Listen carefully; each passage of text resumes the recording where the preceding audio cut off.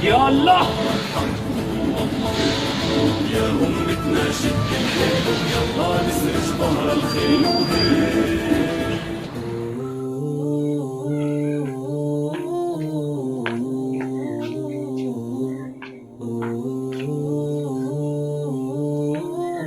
جی بسم اللہ الرحمن الرحیم. السلام علیکم.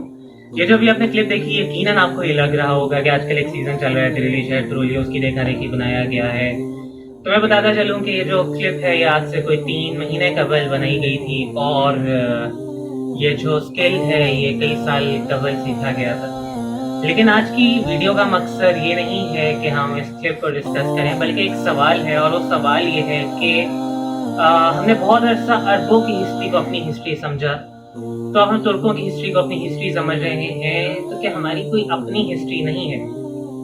اور ساتھ ہی ساتھ میں نے بہت سارے اسپیکرز اور بہت سارے ٹی وی آرٹسٹ اور بہت سارے ایسے لوگوں کا جن کا میڈیا سے لینا دینا ہے ان کے کمنٹس دیکھے، تو بڑا ہی افسوس ہوا یہ دیکھ کر کہ کوئی ایرطغرل غازی کی کہانی کو افسانہ کہہ رہا ہے کہ اس کی کوئی حقیقت نہیں ہے، اس کی کوئی سچائی نہیں ہے، اس کی کوئی بنیاد بھی نہیں ہے. اور اس طرح کے مختلف ٹویٹس دیکھے، مختلف لوگوں کو بات کرتے ہوئے دیکھا، تو بڑا ہی افسوس ہوا کہ ہم اپنے بزرگوں کی قربانیوں کو بہت جلدی بھول جاتے ہیں. جہاں تک یہ بات ہے کہ عربوں کی ہسٹری ہماری ہسٹری تھی یا نہیں تھی، اس بات کو میں یوں کہوں گا کہ محمد صلی اللہ علیہ وسلم سے لے کر آج تک جتنی بھی مسلم دنیا کے اندر ایونٹس اکر ہوئے وہ پوری کی پوری ہماری ہسٹری ہی ہے. اگر تو ہم عربوں کی ہسٹری کو اپنی ہسٹری نہیں مانتے تو ہم محمد صلی اللہ علیہ وسلم کی موجودہ دور کو اپنی ہسٹری کہنے کے قابل نہیں رہیں گے.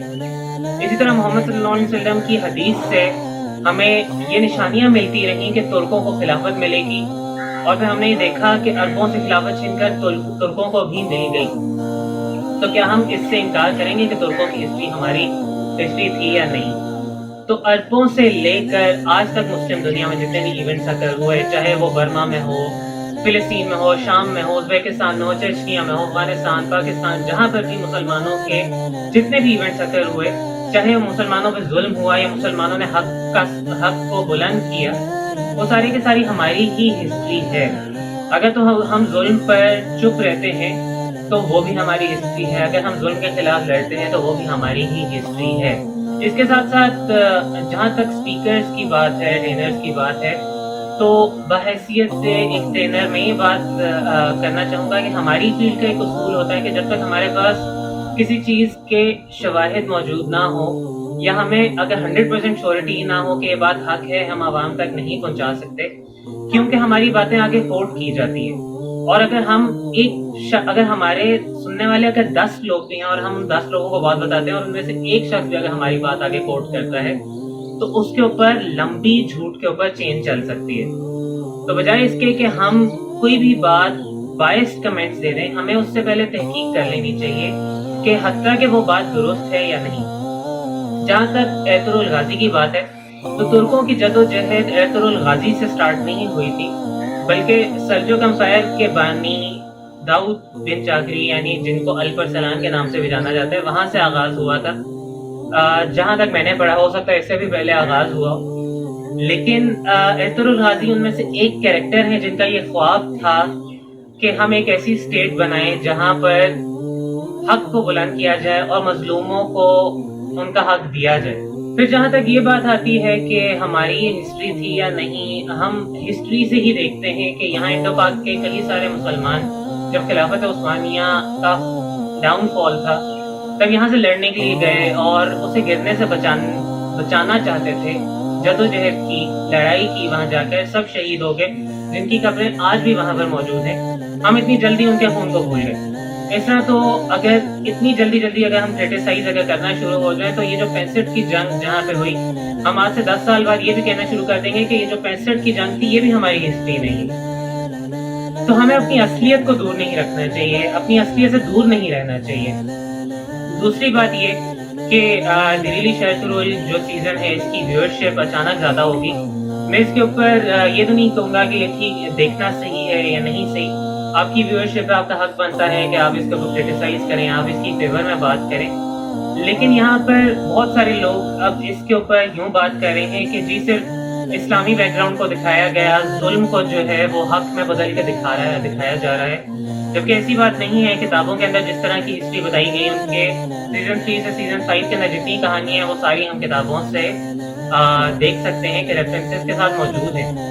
ان کے جتنے ساتھی تھے ان سے باتیں کوٹ ہوئی ہوئی, آگے ان کے بچوں اور ان کے بچوں کے اندر کوٹ ہوئی, جو کہ TRT کے اوپر جو سیزن دکھایا جا رہا ہے وہ 100 سال بعد لکھی گئی ہے ارطغرل غازی کی. تو اس کا مطلب ہے کہ جو ریفرنسز جو جوڑے جا رہے ہیں وہ کسی حد تک ٹھیک ہے, جو کہ سب سے قریبی دور سمجھا جا رہا ہے.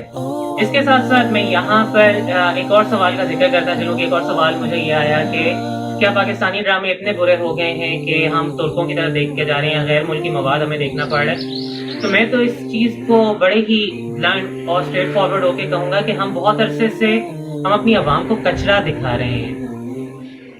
ہم سے پچھلی جنریشن کے اندر ہمیں کہانیاں سنائی جاتی تھی کہ فلاں دور کے اندر مسلمانوں نے پیس کے لیے لڑائی کی, یعنی ہمارا تو یہ ہمیشہ سے اصول رہا ہے کہ ہم لوگ یا پیس میں رہتے ہیں یا پھر پیس امپلیمنٹ کرتے ہیں. اگر ہمیں پیس نہیں ملتا یا بات کرنے سے بھی نہیں ملتا تو ہم اسے لڑ کر امپلیمنٹ کرتے ہیں, لیکن ہمارا آبجیکٹو ہمیشہ عوام کے لیے, چاہے وہاں کی عوام غیر مسلم ہو مسلم ہو, ہم نے پیس ہی امپلیمنٹ کرنا ہے. ہمارا مذہب ہمیں پیس کی دعوت دیتا ہے. لیکن آج کل جو کہ کرونا وائرس کی وجہ سے لاک ڈاؤن ہے, میں نے اپنی ہی یونیورسٹی کے اندر فرسٹ سیمسٹر کے بچوں کے اندر وہ بات ہوتے ہوئے دیکھی, یعنی 2 مختلف جینڈرز کے اندر وہ بات ہو رہی ہے جو کہ ہمارے پہلے کے کچھ عرصے کے اندر سیم جینڈر کے اندر وہ اس ٹاپک پہ بات نہیں ہو سکتی.